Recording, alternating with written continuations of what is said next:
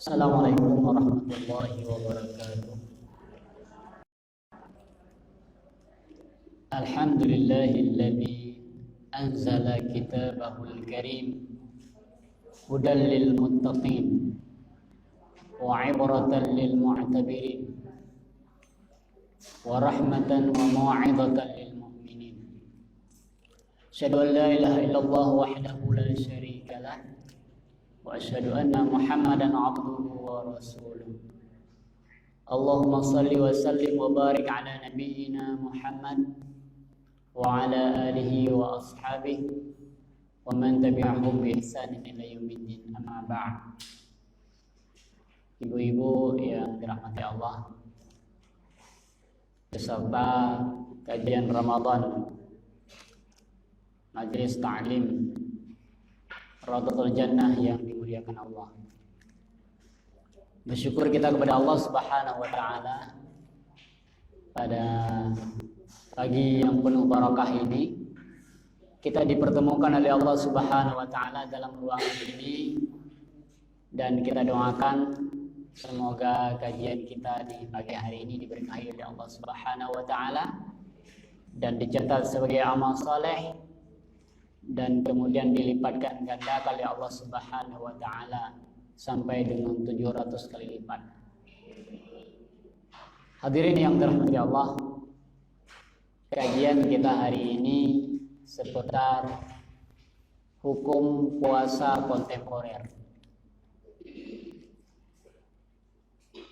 Kita tahu bahwa agama Islam yang diturunkan Allah Subhanahu wa taala kepada kita adalah rahmatan lil alamin, rahmah bagi semesta alam.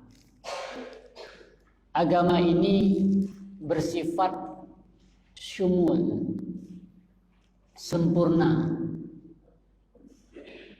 komplit, komprehensif, universal, mencakup seluruh aspek kehidupan manusia. Agama ini sudah sempurna diturunkan oleh Allah Subhanahu wa taala. Allah mengatakan, "Al-yauma akmaltu lakum dinakum wa atmamtu 'alaikum ni'mati wa raditu lakumul Islam madina." Agama ini telah sempurna diturunkan oleh Allah. Hukum-hukumnya juga sudah ada.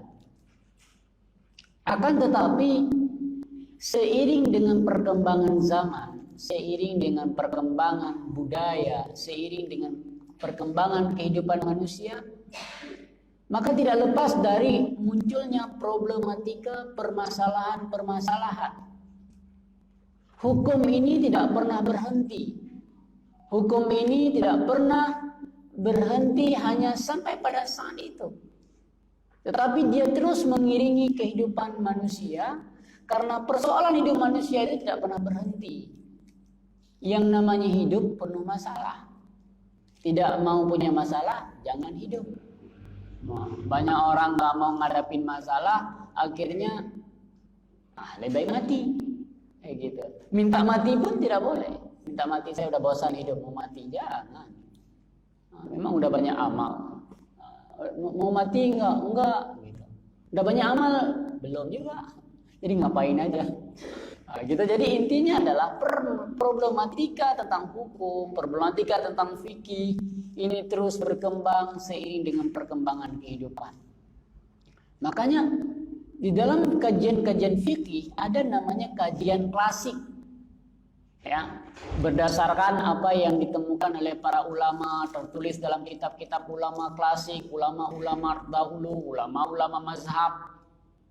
Tapi ruang itu sudah selesai. Imam Syafi'i sudah meninggal, Abu Hanifah sudah meninggal, Imam Ahmad sudah meninggal, Imam Malik sudah meninggal, Imam Al-Auza'i sudah meninggal. Apakah permasalahan fikih sudah selesai? Belum. Nah, terkadang di masyarakat kita memahami bahwa kalau tidak ada dalam kitab ya sudah tidak ada. Gitu. Jadi mentok di kitab. Padahal kajian-kajian fikih ini luar biasa. Kajian fikih itu luar biasa. Ada namanya Majma' Buhus Al-Islami. Ada namanya Lajnah Ad-Daimah. Ini kelompok-kelompok para ulama yang mengkaji fikih-fikih kontemporer. Bahkan kita ada MUI yang memiliki fatwa-fatwanya. Nah, ketika kita bicara fikih kontemporer, ya nggak banyak masalahnya, sedikit aja. Fikihnya kontemporer itu adalah fikih yang membahas tentang masalah-masalah kekinian dengan menggali sumber hukum dari Al-Quran dan hadis serta pendapat-pendapat ulama terdahulu pada hal-hal yang muncul di kemudian hari demi kemaslahatan umat. Jadi masalah-masalah kekinian yang hari ini terjadi, yang di zaman-zaman modern terjadi, tapi tidak ada di dalam kajian hukum sebelumnya. Tujuannya apa? Kemaslahatan umat. Karena Islam ini turun untuk apa? Islam turun untuk rahmatan lil alamin, kemaslahatan umat. Maka sebagai agama yang sempurna, Islam telah meletakkan kaidah-kaidah umum. Ada Al-Quran, ada hadis, ya, ada kaidah-kaidah umum yang harus diikuti. Yang tujuan dari syariat ini ada yang disebut dengan tujuan syariat, disebut dengan maqasid syariat, tujuan syariat. Apa salah satu tujuan syariat? Jalbul masalih wa dar'ul mafasid. Untuk mewujudkan kemaslahatan dan menolak keburukan. Agama datang untuk mendatangkan kebaikan bagi umat. Agama datang untuk memberikan kemaslahatan bagi umat dan menolak keburukan bagi umat. Nah, jadi agama ini memudahkan, tidak menyulitkan. Agama ini mudah, tidak susah-susah. Kalau mudah, jangan dimudah-mudahkan. Kalau sudah agak susah, jangan dipayah-payahkan. Maka kaidah-kaidah dasar ini menjadi landasan daripada fikih kontemporer. Nah, permasalahannya adalah dalam fikih kontemporer ini adalah yang dibahas adalah masalah baru yang membutuhkan ijtihad. Makna ijtihad perlunya kajian-kajian dari para ulama. Permasalahan-permasalahan baru butuh ijtihad. Ya. Kemudian kita bicara tentang fikih kontemporer ini berbagai aspek kehidupan. Dia ada yang menyangkut masalah ibadah. Bisa masalah salat, bisa masalah puasa, bisa masalah zakat, bisa masalah haji. Bisa juga dalam bidang muamalat bisa dalam bentuk bidang perkawinan, bisa dalam bentuk permasalahan ekonomi, muamalat, interaksi sosial, budaya, sangat luas pembahasannya. Tapi yang ingin kita kaji hari ini adalah terkait dengan ibadah siyam, ibadah puasa, karena kita sekarang di bulan puasa. Nah, nanti dalam kajian pembahasan kita nanti kita perluas lagi, nggak ada masalah, sesuai dengan pertanyaan dan kebutuhan jamaah. Saya agak tegang kalau kayak gini. Biasanya saya jalan-jalan, saya ngantuk kalau begini. Ya, malah tahun lalu saya nggak siap. Nah, oke. Bicara dari segi puasa, yang namanya puasa, kita sering dengar puasa. Itu asalnya dari bahasa Arab yaitu siyam. Soma, yasumu, sauman atau siyam. Ya. Yang namanya puasa menahan diri. Ini makna puasa. Kita tahu kalau belum membahas sesuatu tidak lepas dari membahas definisinya dulu supaya tahu kita lagi bicara apa sih sebenarnya. Saum, siam artinya menahan diri dari sesuatu. Inni nadartu lirrahmani sauma. Ya, aku berpuasa tidak bicara. Kalau kita namanya mogok nggak ngomong-ngomong, lagi ngambek, sebenarnya kalau dari segi bahasa itu lagi puasa. Kenapa mama nggak ngomong hari ini lagi puasa? Puasa apa? Puasa nggak ngomong. Kenapa? Ngambek. Atau alias kerennya mukrohom. Ngambek itu mukrohom. Merajuk. Gitu ya. Kalau anak-anak muda namanya merajuk. Kalau ibu-ibu merajuk nggak cocok. Nah, merajuk. Ibu-ibu merajuk nggak cocok lagi. Nah, itu dari segi bahasa, menahan diri. Atau bahasa lainnya lah imsak. Kita dengar udah imsak nih, apa imsak? Apa imsak? Bunyi siren. Bukan sihir, ini imsak. Imsak itu sudah menahan diri, imsak, tahan diri. Imsak. Nanti orang lagi berantem ini, lagi mau marah-marahan, imsak, tahan. Jangan emosi lagi. Imsak. Nah, itu segi bahasa. Sedangkan yang dimaksud dalam ibadah siyam ini adalah beribadah kepada Allah Subhanahu wa taala. Nah, ini kalimat ibadah kepada Allah Subhanahu dengan cara menahan diri dari makan, minum, dan hal-hal lain yang membatal puasa. Dari terbit fajar hingga terbenam matahari. Jadi ada 3 kalau kita klasifikasi. Yang pertama niat, ada ibadah. Kalau tujuannya ibadah dasarnya. Puasa ini ibadah. Tahu ibadah dari mana? Ada niat. Nawaitu shauma ghadin. Saya niat berpuasa. Karena ibadah harus ada niat. Kalau nggak ada niat, nggak sah puasa. Yang membedakan antara adat dengan ibadah ada niat. Sholat ada niat, puasa ada niat, zakat ada niat, haji ada niat. Semua ibadah itu ada niatnya. Kalau nggak sah. Niatnya ibadah. Yang kedua, menahan diri dari makan, minum, dan hal-hal yang batalkan puasa. Ada kita tahan dari apa? Dari makan, minum, dan hal-hal yang batalkan puasa. Tidak boleh bersama suami istri, ya, yang membatalkan puasa. Nanti ada yang membatalkan puasa, ada yang membatalkan pahala puasa. Nah, kemudian waktu, ada durasi. Kapan? Selamanya? Tidak. Saya kuat ini. Kalau masalah nahan diri, saya diet ini. Sekalian diet. Dari pagi sampai besok pagi, saya kuat loh. Enggak boleh. Dari terbitnya fajar shadiq, ya, fajar shadiq yang tegak, itu fajar yang tegak, yang vertikal, ya, sampai terbenam matahari. Disuruh lambatkan sahur, disuruh cepatkan buka puasa. Cepat itu pun di awal.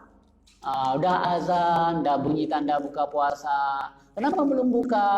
Saya kan masih kuat. Nah, kalian di sini nunjuk kuat di situ. Sunnahnya melambatkan sahur, mempercepat berbuka.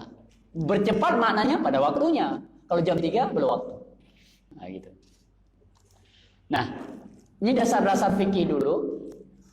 Jadi rukun puasa itu, nah, sesuatu itu ada rukunnya. Bangunan ini ada rukunnya. Apa rukun bangunan? Ada tiang, ada atap, ada lantai, ada rukun, ada dasar-dasarnya.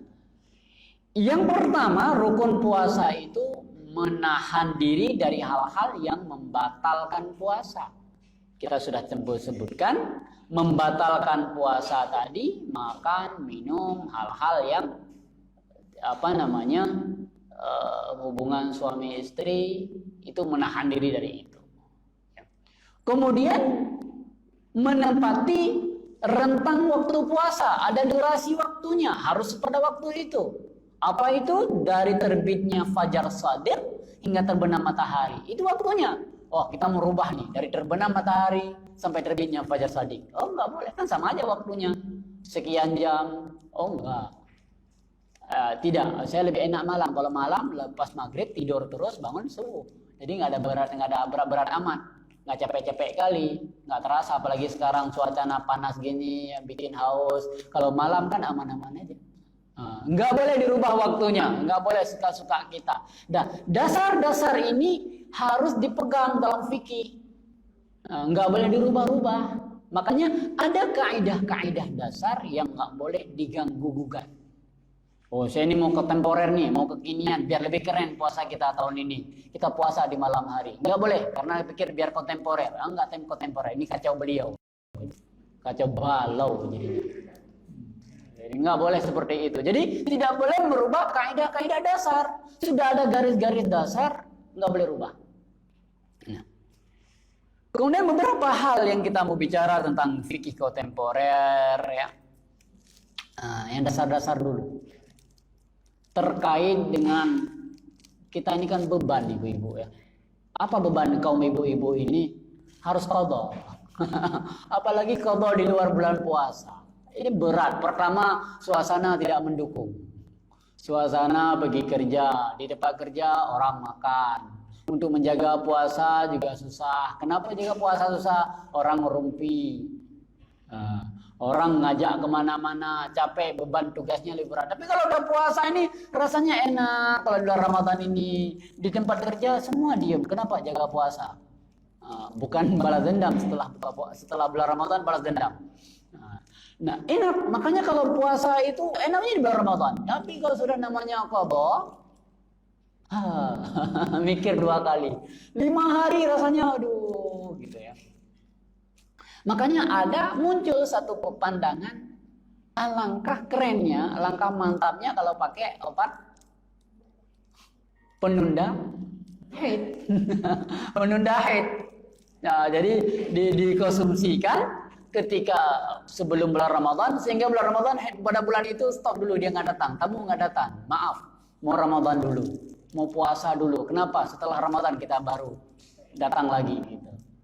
Nah, ini kan enak ini, tarawih nggak tinggal, baca Quran nggak tinggal, puasa nggak tinggal, perfect pokoknya tahun ini. Apalagi emosi bisa diatasi. Kan gitu.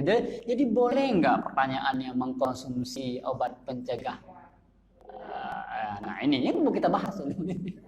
Nah, kita bahas ini sama kajian kita, di kajian kontemporernya seperti itu. Karena di zaman Nabi nggak ada, di zaman sahabat nggak ada, di kalangan tabi'in ada. Munculnya obat-obat pencegah kehamilan, obat-obat pencegah menstruasi.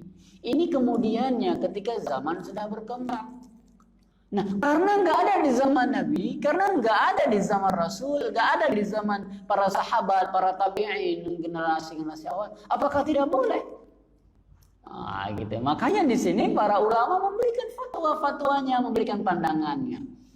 Karena sesuatu yang nggak ada di zaman Nabi, apakah tidak boleh? Belum tentu. Yang pertama untuk menjawab pertanyaan ini, yang pertama kita mengatakan wanita itu ada fitrahnya. Wanita itu ada fitrahnya. Salah satu fitrah wanita diberikan menstruasi, setiap bulan. Ya, ini stabilnya. Yang nggak stabil lagi ceritanya. Ya, menstruasi setiap bulan ini adalah fitrah wanita dan ini juga untuk kesehatan wanita. Untuk kesehatan. Ini bagian. Laki-laki tidak diberikan. Nah, ini untuk menjalani kebiasaan ini diberikan adanya datang bulan bagi wanita, ada hikmah yang luar biasa, ada rahasia ilahi yang sangat luar biasa. Ya, salah satu hikmahnya wanita pada ketika datang menstruasi tidak boleh sholat. Nah, kan dapat bonus. Tidak boleh sholat, tidak boleh puasa. Kalau puasa harus diqadha pada waktu yang lain. Sedangkan salat nggak boleh dikasih, dia memang gratis habis, ya bukan, tidak perlu diqadha. Kata Aisyah, kami disuruh mengqadha puasa kami, tapi kami tidak disuruh mengqadha salat kami. Jadi benar-benar bonus gitu, bonus tulen-tulen gitu, nggak perlu dikerjakan dapat pahalanya. Nah gitu. Jadi jangan nanti bertanya, enak kali laki-laki, kami dapat masa cuti. Nah, cuti bergaji, mau cuti bergaji. Kalau kami cuti nggak ada cutinya, harus kerja baru dapat, ada amalan baru dapat pahala. Sedangkan kaum wanita, dia nggak sholat, tapi pahala sholatnya dapat, bonus rawatibnya ada kalau dia dulu sering kerjakan. Nah, puasa dia boleh mengqadha di waktu yang lain. Nah, ini salah satu fitrah naluri kepada kaum wanita. Nah, berangkat dari sini, yang pertama, sebaiknya wanita tidak mengkonsumsi obat pencegah menstruasi. Karena ada hikmah ilahi yang kita tidak tahu. Banyak hikmahnya diberikan itu. Kenapa wanita harus mengqadha puasanya? Ada hikmah-hikmah tasyri'iyah di situ. Nah, walaupun pada hakikatnya mengkonsumsi obat penghambat ya menstruasi, menghambat kehamilan, itu tidak tidak dilarang secara syariat. pada hakikatnya tidak dilarang, nggak ada dalil yang menyatakan itu tidak boleh. Nah, tidak boleh. Nah, bagi wanita-wanita yang mengkonsumsi itu harus atas rekomendasi dokter spesialis yang amanah. Ada kalanya wanita harus diberikan obat penghalang, karena dia ada kaitan antara obat menstruasi dengan pencegah kehamilan dengan pencegah menstruasi, itu ada kaitannya. Nah, maka ada kalanya diberikan oleh dokter, kadang nggak diberikan sesuai dengan kebutuhan di lapangan. Jadi pada hukum dasarnya bahwa itu tidak dilarang menggunakan itu selagi obat itu terjamin kehalalannya.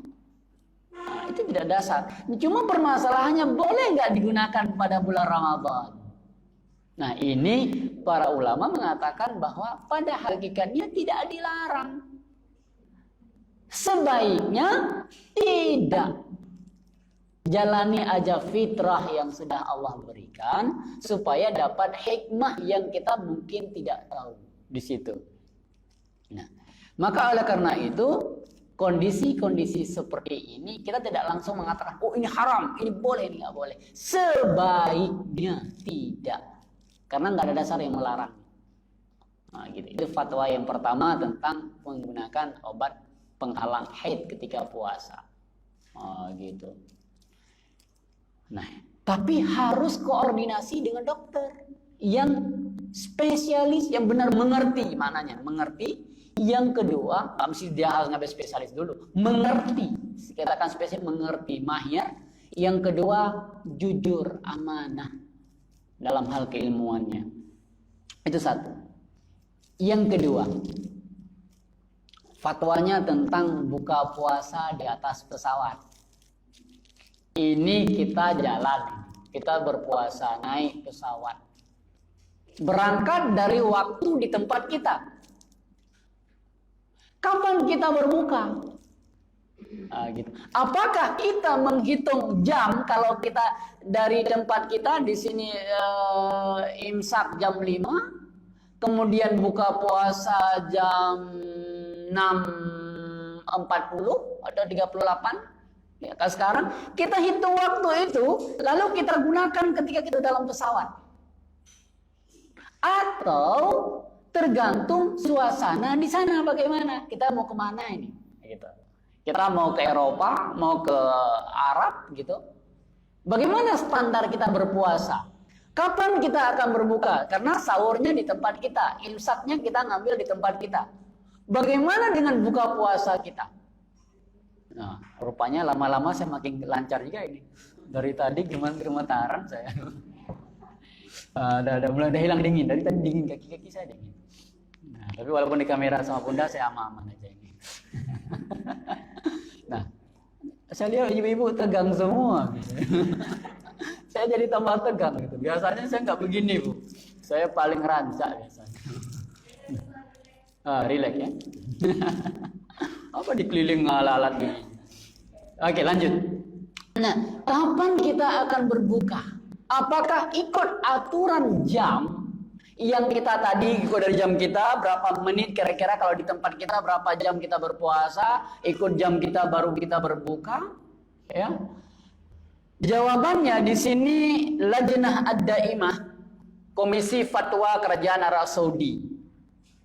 Ya, mereka menjawab, jika siang hari seseorang berpuasa berada di pesawat, ia tetap menjalankan puasanya hingga malam hari tenggelam matahari. Ia tidak boleh berbuka puasa kecuali jika tenggelam matahari. Jadi standarnya tetap tenggelam matahari. Karena berbuka puasa ikut tenggelam matahari. Bukan pada jam yang ia bawa, jam yang ia gunakan. Jadi kawan kita kalau dari dalam pesawat itu beda-beda dari daerah mana berangkat, kita udah buka, dia belum buka karena belum sampai jam dia gitu. Karena berangkat dari timur. Nah gitu. Nah, kemudian dilanjutkan, tenggelamnya matahari di sini dilihat dari posisi orang yang melakukan perjalanan, bukan dari tempat awal ia berpuasa. Jadi sekarang dia di mana? Pesawatnya sekarang berada di mana? Apakah di daerah itu sudah tenggelam matahari? Kalau sudah tenggelam matahari, ya sudah dia buka puasa, walaupun hitung dari jamnya belum. Kalau dia berangkat dari tempat dia, ini belum waktu buka puasa. Tapi di mana dia sudah tiba, di situ dia menemukan tenggelamnya matahari, pada saat itu dia segera berbuka. Ikut kondisi di mana dia berada. Bukan dari tempat dia awal berangkat. Karena kalau dia awal berangkat, beda dia berangkatnya, ketemu di Jakarta. Saya berangkat dari Aceh, yang berangkat di ujung sana, yang berangkat di sana. Akan pasti akan beda buka puasa. Tapi karena sama-sama di pesawat, maka di mana pesawat itu waktu bertemu tenggelamnya matahari waktu itu, maka semuanya berbuka puasa. Itu waktunya dalam pesawat. Nah gitu, ini satu qadhiyah. Nah, ini baru-baru ini, ya karena waktu kita terbatas, jadi tidak semua qadhiyah kita bahas. Baru ini ada daerah di Rusia yang puasanya lama sekali, yang beredar di WA itu. Kita bersyukur ada di Aceh. Cuma puasa berapa jam aja? Berapa jam kita puasa, Bu? 12 jam. Nah, ada orang di tempat yang puasanya lebih lama. Karena hitungnya bukan hitung jam, hitung terbit matahari, terbenam matahari, itu aja standarnya. Kalau matahari terbit imsak, kalau terbenam berbuka. Jadi ukurannya standarnya matahari. Nah, di musim panas di bagian bumi utara, waktu siang lebih lama. Ya. Waktu berpuasa pun terasa lebih lama. Ya. Sehingga berpengaruh juga pada waktu sholat. Nah, pertanyaannya bagaimana puasa dan salat di daerah itu? Yang puasanya yang siangnya panjang sekali, malamnya sebentar. Siangnya panjang sekali, malamnya sebentar. Atau ada daerah yang di selatan itu malamnya panjang kali, siangnya sebentar. Gitu. Kami yang ngalami itu waktu di Mesir itu terasa. Ada masanya kita baru isya itu, maghrib itu jam 8 malam, baru maghrib. Ada kalanya kita kalau musim dingin maghribnya jam 5. Malam 5 ada maghrib, jam 6 lewat setengah 7 udah isya. Subuhnya sama, subuhnya tetap jam 5. Jadi ada masanya malam lebih panjang, ada masanya siang lebih panjang. Gitu. Kalau biasanya kalau siang yang panjang itu musim panas. Kalau musim dingin malamnya yang panjang, jadi tidurnya enak. Nah, bagi yang bermukim di negeri yang malam dan siangnya bisa dibedakan dengan terbitnya, adanya terbit fajar, ada tenggelam matahari. Jadi ada siang, ada malam. Taunya ada siang dan malam dari mana? Adanya terbit fajar, adanya tenggelam matahari. Berarti ada siang, ada malam. Karena nanti ada daerah yang nggak terbit mataharinya atau nggak terbenam mataharinya.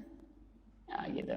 Nah, walaupun waktu siang lebih lama di musim panas, lebih singkat di musim dingin, maka wajib baginya mengerjakan sholat 5 waktu pada waktu masing-masing. Jadi, pertama sholatnya di negeri yang selagi masih dibedakan siang dan malam. Kenapa? Masih terbit matahari, masih terbenam matahari. Kalau ada terbit matahari, pasti ada pergantian siang dan malam. Walaupun durasi waktu tidak sama antara satu dengan yang lain. Untuk sholat tetap dikerjakan pada waktunya. Kapan waktu sholat? Kalau sholat subuh terbit fajar shadiq. Ya. Ketika sholat zuhur kapan? Ketika matahari tergelincir, sudah tergelincir. Asar kapan? Ketika bayang dengan tongkat sama. Ini standarnya. Kita nggak pakai jam. Sebenarnya menghitung waktu sholat itu pakai yang diajarkan oleh syariat.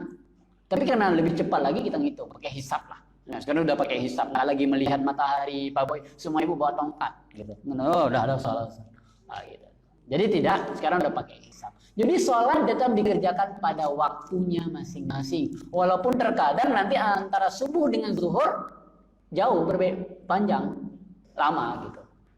Nah, adapun waktu puasa di bulan Ramadan di kondisi yang seperti itu, siangnya panjang, Maka setiap muslim wajib menahan diri dari makan dan minum dan serta segala hal yang membatalkan puasa setiap hari dimulai dari terbit fajar sampai dengan terbenam matahari. Tetap sama puasanya walaupun siangnya panjang.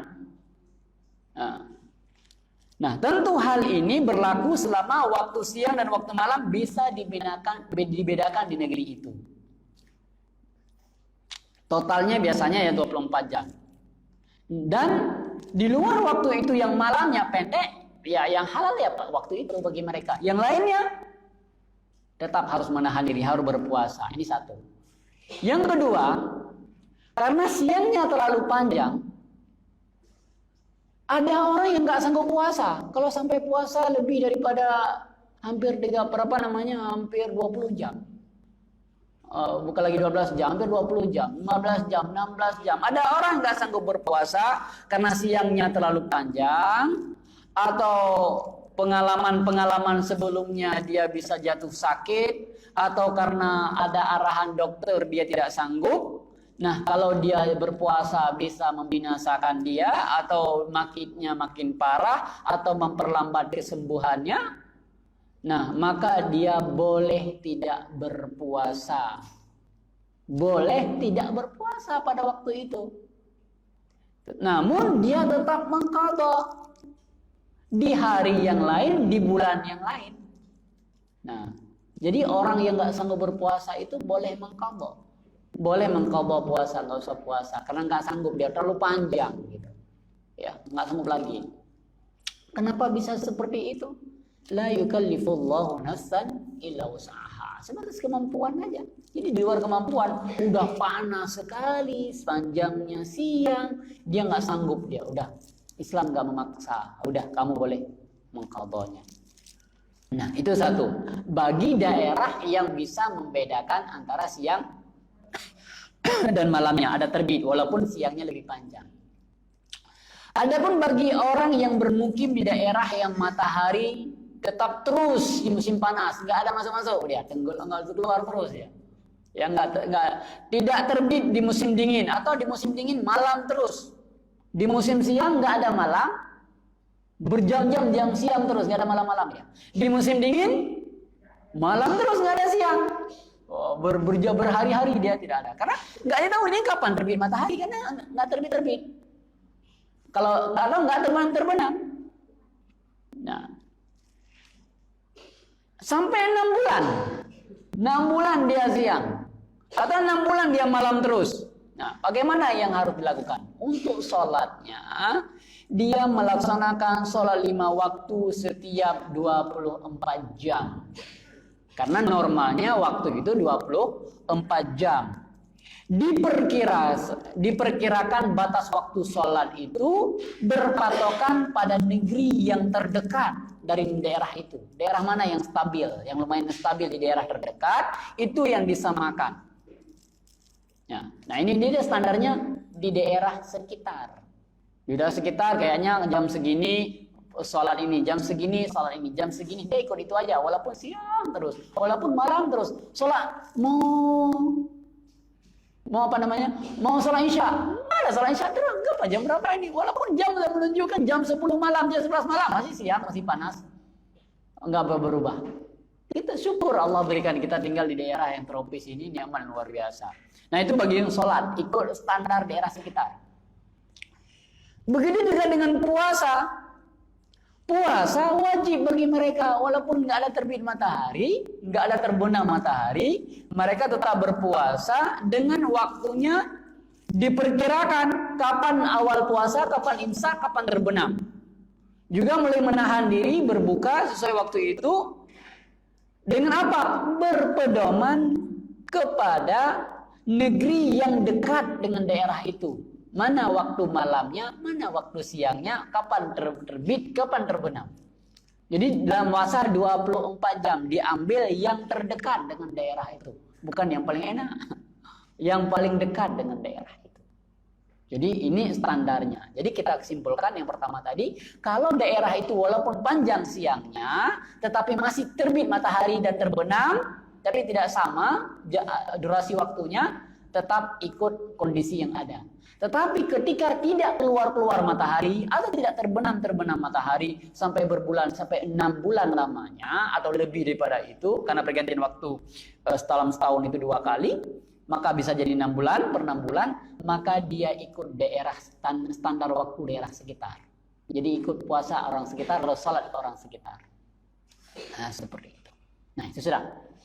Mudah-mudahan ingat. Menggunakan Ventolin bagi orang yang sakit asma. Oh, orang sakit asma nggak boleh bawa jauh-jauh botol oksigennya, ya, Ventolinnya. Bagaimana? Ya. Nah, asma ini merupakan penyakit pernapasan yang disebabkan oleh penyempitan saluran nafas bronkus yang tingkatnya bervariasi dari waktu ke waktu. Nggak akan sama. Ibu-ibu dari kedokteran ataupun dari kesehatan lebih tahu. Nah, kemudian penderita asma biasanya menggunakan sprayer seperti Ventolin yang disemprot ke dalam mulut ketika asma kambuh. Aman. Itu. Kalau nggak ada, kan nonton di sinetron Ibu. Jatuh, kayak kenapa? Sprayernya nggak tahu di mana, gitu. Ada jatuh. Nah, Ventolin ini terdiri dari 3 unsur, 1 unsur kimia, bahan kimia, yang kedua H2O, kadar air, dan O2, oksigen. Jadi 3 kandungannya. Ini menurut yang saya pelajari. Nah, kemudian penggunaan Ventolin dengan disemprot ke dalam mulut, ya seperti saya katakan tadi, masuk ke dalam mulut sampai ke faring, lalu masuk ke trakea dan hingga bronkus. Nah, sedikit sekali yang sebenarnya masuk ke kerongkongan, apalagi yang masuk ke dalam perut, sedikit sekali dah, sedikit sekali, karena sistemnya oksigen dia. Para ulama berbeda pendapat tentang penggunaan Ventolin ini. Pendapat yang pertama, tidak membatalkan puasa. Ini kita sebut dulu pendapatnya, tidak membatalkan puasa. Sedikit. Ya. Termasuk di sini Syekh Bin Baz, Syekh Shalih Utsaimin, Syekh Jibrin, Abdullah bin Jibrin dan Lajnah Adaimah, Komisi Fatwa Arab Saudi, mengatakan tidak batal puasa. Kenapa? Karena obat sprayer asma ini masuk ke dalam kerongkongan, sedikit dia masuk ke perut. Ini alasannya. Karena sama dikiaskan kepada berkumur-kumur. Orang yang berkumur-kumur boleh berkumur-kumur ketika bulan puasa, boleh. Ada yang masuk ke perut sedikit, kalau masuk ada sedikit air yang tertahan sedikit sekali. Nah, kemudian mengenai masuk ke perut bukanlah suatu yang pasti. Apakah benar-benar masuk atau tidak? Tidak pasti, tidak yakin. Seperti masuk air kumur-kumur, ada masuk nggak? Ini ragu-ragu, masih shock. Bisa masuk, bisa tidak. Masuk, bisa tidak. Nah, jika masih ragu-ragu, ya diambil, berarti tidak. Gitu. Kemudian menggunakan Ventolin ini, sprayer ini, dia tidak sama seperti makanan, seperti disuap ke dalam mulut, kenyang. Enggak, dia cuma disemprotkan aja ke dalam mulut sedikit, tidak sama dengan makan dan minum. Nah, kemudian juga ulama mengatakan bahwa pakar kesehatan, siwak itu gosok gigi itu mengandung 8 unsur kimia. Kalau tadi kita cuma 3 kita unsurnya, yang bisa merawat gigi dan gusi dari penyakit. Dan siwak ini nantinya larut dalam air liur. Nah, ketika siwak ini larut dalam air liur dan masuk ke faring, dan siwak ini dianjurkan ketika bulan puasa masuk ke faring dia. Ini dianjurkan. Maka berdasarkan pendapat ini tidak masuk ke dalam kerongkongan, sedikit masuk ke lambung. Yang ke lambung pun ini masih setengah-setengah, bisa ya dan bisa tidak. Kemudian tidak sama seperti makan dan minum. Dan siwak sendiri dianjurkan, padahal bercampur dengan air liur dan air liur masuk ke dalam. Karena kita nggak disuruh buang air liur. Ada orang meludah baru puasa itu namanya. Orang baru puasa, kenapa meludah terus? Siap puasa. Padahal menelan air liur itu boleh. Yang jangan ngambil air dari air luar minum. Air liur yang ada gunakan. Ada orang kering-kering, kenapa? Habis saya ludahin semuanya. Banyak kali liur saya. Ini rezeki. Gitu. Akhirnya dia sakit tenggorokannya. Nah, dikiaskan kepada siwak, dikiaskan kepada kumur-kumur boleh. Menurut pendapat yang pertama, pakai Ventolin, sprayer asma ini boleh, tidak membatalkan puasa. Pendapat yang pertama. Pendapat yang kedua, membatalkan puasa, tidak boleh digunakan. ketika di bulan Ramadan kecuali dalam keadaan hajat sangat sakit, dan jika digunakan puasanya harus diqadha. Pendapat Wahbah Zuhaili, salah satu pendapat Dr. Wahbah Zuhaili. Nah, pendapat. Nah, di sini ada beda pendapat. Mana yang kita pilih? Ya.